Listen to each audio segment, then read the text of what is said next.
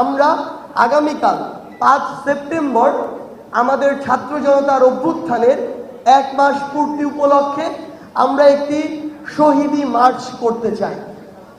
এই শহীদি মার্চে আমরা চাইব আমাদের যেই বাবা মারা, যেই ভাই বোনেরা তাদের সন্তান হারিয়েছে, তাদের ভাই বোন হারিয়েছে, বিনয়ের সাথে আমরা আপনাদের প্রতি অনুরোধ করতে চাই, আপনারা আমাদের সাথে আসুন। আগামীকাল বিকাল 3টায় ঢাকা বিশ্ববিদ্যালয়ের রাজু ভাস্কর্যের সামনে থেকে শুরু হবে। আমি রুটটি বলছি, আমাদের শহীদি মার্চের রুট হবে শুরু করে নীলক্ষেত হয়ে নিউ মার্কেট, কলাবাগান, এরপরে ধানমন্ডি পার হয়ে মালিক মিয়া এভিনিউ হয়ে, অর্থাৎ সংসদ ভবনের সামনে দিয়ে ফার্মগেট, কাওরান বাজার, শাহবাগ, আবার রাজু ভাস্কর্য হয়ে আমাদের জাতীয় শহীদ মিনারে গিয়ে শেষ হবে।